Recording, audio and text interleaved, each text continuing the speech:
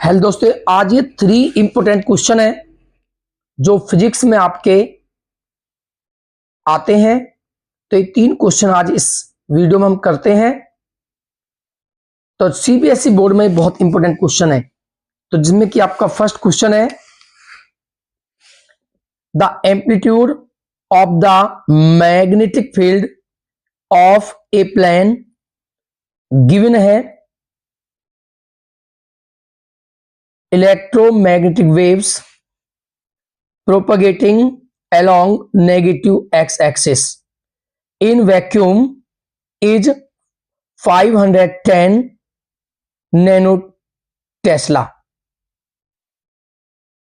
and its angular frequency is 60 into 10 की power 6 radian per second. Write the expression for the electric field. तो electric field के लिए आपको expression निकालनी है। आपको गिवन है the amplitude of the magnetic field of a plane और आपको गिवन है along negative axis in vacuum is 510 newton nano tesla. तो ये जो वैल्यू है आपकी, ये वैक्यूम में आपकी मैग्नेटिक फील्ड है, बी नॉट से इसे डिनोट कर सकते हैं। इसकी वैल्यू आपके पास गिवन है 510 नैनो टेस्ला। ये नैनो टेस्ला में है, इसे आप कन्वर्ट करोगे टेस्ला में तो इसमें आप 10 की पावर -9 से मल्टीप्लाई करोगे तो ये आपकी टेस्ला में कन्वर्ट हो जाती है। इसके बाद आपको गिवन है एंगुलर फ्रीक्वेंसी इज दिस। तो एंगुलर फ्रीक्वेंसी होती है आपकी ओमेगा, जिसकी वैल्यू आपको दी हुई है 60 इंटू 10 की पावर 6 रेडियन पर सेकंड। और आप जानते हो स्पीड ऑफ लाइट जो होती है c, उसकी वैल्यू होती है 3 इंटू 10 की पावर 8 मीटर पर सेकंड। अब आप जानते हो वैक्यूम के लिए जो इलेक्ट्रिक फील्ड की वैल्यू होती है इलेक्ट्रिक नॉट इक्वल c इंटू बी नॉट। तो जो c की वैल्यू है, लाइट की जो स्पीड है आपके पास, वो गिवन है 3 इंटू 10 की पावर 8 और जो b की वैल्यू आपके पास है वो आपके पास है 510 इंटू 10 की -9 और आप इसे सोल्व करोगे तो आपके पास 3 इंटू 510 और माइनस के 9 प्लस के 8 माइनस के 1 और 0 से -1 कैंसल, 51 की 3 में आप मल्टीप्लाई करोगे तो आपके पास आता है 153 और इलेक्ट्रिक फील्ड की यूनिट होती है न्यूटन पर कूलम। ये आपने ई नॉट की वैल्यू निकाली। उसके बाद आपने निकालनी है क्या, right the expression for the electric field. पहले मैं आपको इसका फॉर्मूला बता देता हूं कि जो इलेक्ट्रिक फील्ड के लिए एक्स इक्वेशन होती है हमारी, वो होती है E एक्स एक्सिस पर निकालनी है x T comma T equal E not sine omega T minus के एक्स। ये इलेक्ट्रिक फील्ड के लिए आपकी इक्वेशन होती है, ये आपको फाइंड करनी है। तो आपने ई नॉट की वैल्यू आप निकाल चुके हो। अब आपको ओमेगा की वैल्यू आपको गिवन है, आपके पास के की वैल्यू आपको निकालनी है।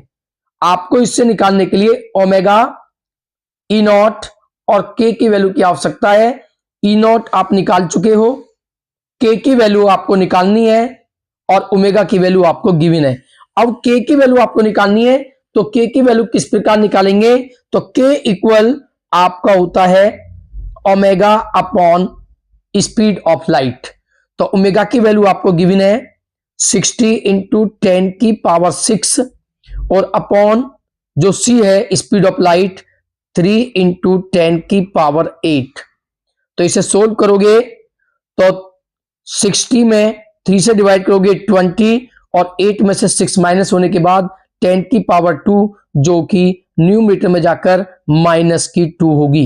ये आपकी के की वैल्यू निकल के आई, ये आपके पास ई नॉट की वैल्यू निकल के आई, और इन वैल्यूओं को आप इस इक्वेशन में रखोगे तो आपका क्वेश्चन निकल के आ जाएगा।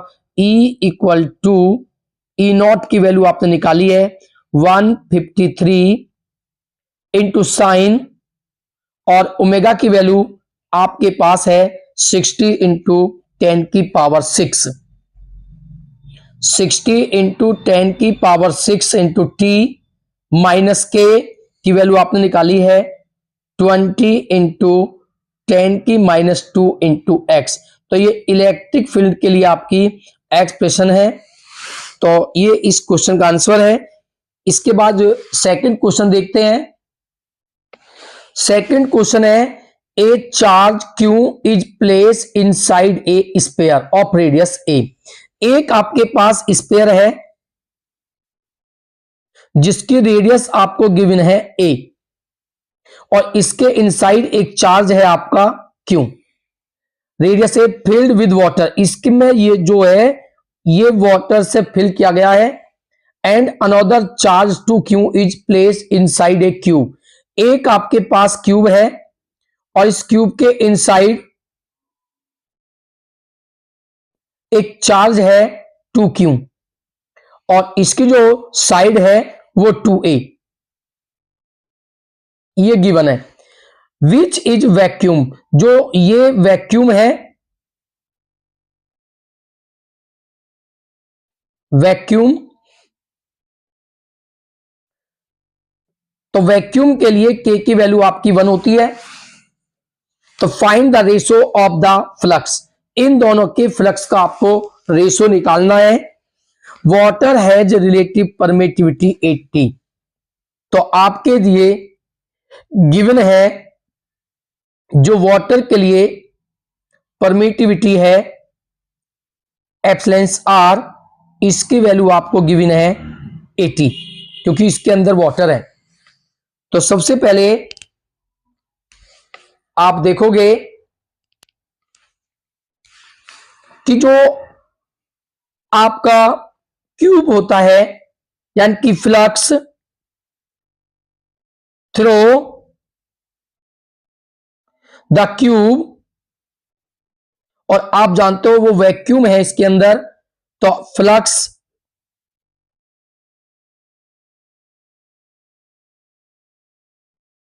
Cube equal to 2q upon epsilon naught. ये आपका क्यूब के लिए फ्लक्स होता है, अपॉन में k की वैल्यू होती है, बट वैक्यूम है इसके लिए k की वैल्यू 1 होती है आपकी। तो ये फ्लक्स है थ्रू द क्यूब। अब आपके पास स्फीयर है, स्फीयर के अंदर वाटर है जिसके लिए ई आर की जो वैल्यू है, रिलेटिव परमिटिविटी जो है वो आपके पास 80 है। तो इसमें आप निकालोगे फ्लक्स अकॉर्डिंग, आप जानते हो गॉसिस थ्योरम होती है, तो फ्रॉम गॉसियस थ्योरम आप जानते हो फाई इक्वल होता है Q upon epsilon naught R into E naught, जहां पर आप जानते हो एप्सिलॉन आर होती है रिलेटिव परमिटिविटी, ये आपको गिवन है। तो फाई आप निकालते हो स्फीयर के लिए, तो फाई स्फीयर लिख सकते हो इक्वल क्यू अपॉन, इसकी वैल्यू आपके पास गिवन है 80, तो 80 एप्सिलॉन नॉट, ये आपके पास सेकंड इक्वेशन है। अब आपको इन दोनों के फ्लक्स में रेशो निकालना है, और रेशो निकालने के लिए डिवाइड करते हैं। तो आप जो है इक्वेशन सेकंड में डिवाइड करोगे बाय इक्वेशन फर्स्ट। तो आप देखते हो flux in sphere divide flux in cube equal to, sphere के लिए फ्लक्स आपके पास है क्यू अपॉन 80 एप्सिलॉन नॉट, और अपॉन क्यूब के लिए फ्लक्स आपके पास है 2q upon epsilon naught equal to q upon 80 epsilon naught, और ये फ्रैक्शन आपकी लिखी जाएगी एप्सिलॉन नॉट अपॉन 2q। तो इक्वल टू q से आपका q कैंसल, एप्सिलॉन नॉट से एप्सिलॉन नॉट कैंसल, तो आपके पास आता है 1/80 इंटू 2। तो उसके बाद जो flux in sphere upon flux cube equal to 1/80 की 2 में मल्टीप्लाई करोगे तो 160। तो ये आपके पास स्पेयर और क्यूब के लिए फ्लक्स का जो रेशो है वो 1/60 है। ये इस क्वेश्चन का आंसर है। इसके बाद एक क्वेश्चन देखते हैं, इंपॉर्टेंट क्वेश्चन है, आपने पढ़ा होगा, डेरिवेशन है आपके लिए। ये डेरिवेशन है, प्रूफ है आपके लिए। Right an expression for the magnetic force per unit length between two parallel thin current carrying wires. बहुत इंपॉर्टेंट है। आप जानते हो कि ये आपके पास लेट कर लेते हैं ए और बी, दो वायर हैं। इन वायरों में जो करंट है आपका I1 और I2 करंट इनमें फ्लो है। तो इनमें आपके पास क्योंकि करंट फ्लो है तो इनके बिटवीन एक फोर्स होगा F। ये फोर्स है जिसको आपकी वैल्यू निकालनी है। तो F इनके बिटवीन जो फोर्स अप्लाई होता है, ये फोर्स आपको निकालना है इसकी पर यूनिट लेंथ पर, कि ये जो आपके वायर हैं इनके लेंथ जो है लेट कर लेते हैं M, L इनकी लेंथ है, और इनके बिटवीन जो डिस्टेंस है आपकी वो लेट कर लेते हैं R। तो सबसे पहले आप निकालोगे by ampere circular law use करोगे। बाई एम्पियर सर्कुलर लॉ आप जानते हो कि इस वायर में करंट फ्लो होता है और इसके करंट के कारण इसके अराउंड होता है मैग्नेटिक फील्ड। तो इस वायर के कारण जिसमें कि करंट I1 है, इस वायर पर के पॉइंट P पर हम निकालते हैं मैग्नेटिक फील्ड इस वायर के कारण। तो निकालते हैं वायर A के कारण जिसमें करंट I है, वायर B के पॉइंट P पर मैग्नेटिक फील्ड। तो वो अकॉर्डिंग एम्पियर सर्कुलर लॉ लगाते हो तो हम निकालते हैं मैग्नेटिक फील्ड वायर A के कारण। आप जानते हो एक आपका कंडक्टर, स्टेट कंडक्टर, जिसके कारण मैग्नेटिक फील्ड होता है म्यू नॉट अपॉन 2 पाई और I अपॉन R। R आप P पॉइंट पर निकाल रहे हो तो इस वायर A से जो P की डिस्टेंस है वो R है, और इस A में आपका करंट है I1। तो ये आपके पास इक्वेशन फर्स्ट आती है। इसके बाद आप देखते हो कि ये जो वायर आपका B है इस पर एक फोर्स अप्लाई होगा, वो फोर्स आप निकालोगे तो फोर्स इक्वल आपका होता है, आपने पढ़ा है I/B/L sin थीटा। तो इस वायर पर कितना फोर्स अप्लाई होगा, दोनों वायर पर सेम फोर्स अप्लाई होगा, वो होता है I/B/L sin थीटा। तो इस वाले वायर पे हम फोर्स निकाल रहे हैं, तो applied force on wire B, तो वो आपका होगा, इसमें जो करंट है आपका I2 है, और इस पर जो मैग्नेटिक फील्ड है इस वायर के कारण BA लेट की हुई है। और आप जानते हो कि जो F और इसके बिटवीन जो एंगल है वो 90 डिग्री है, तो थीटा की वैल्यू जो है वो आपकी 90 डिग्री है।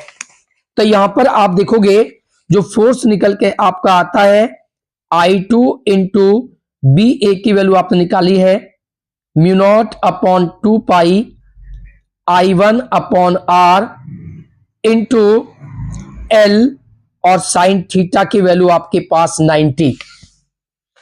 F equal to mu naught upon 2 pi into I1 I2 और अपॉन में R और इंटू L, और साइन 90 की वैल्यू आपकी 1 होती है। तो ये आपके पास फोर्स का फॉर्मूला है, बट आपको फोर्स निकालना है पर यूनिट लेंथ।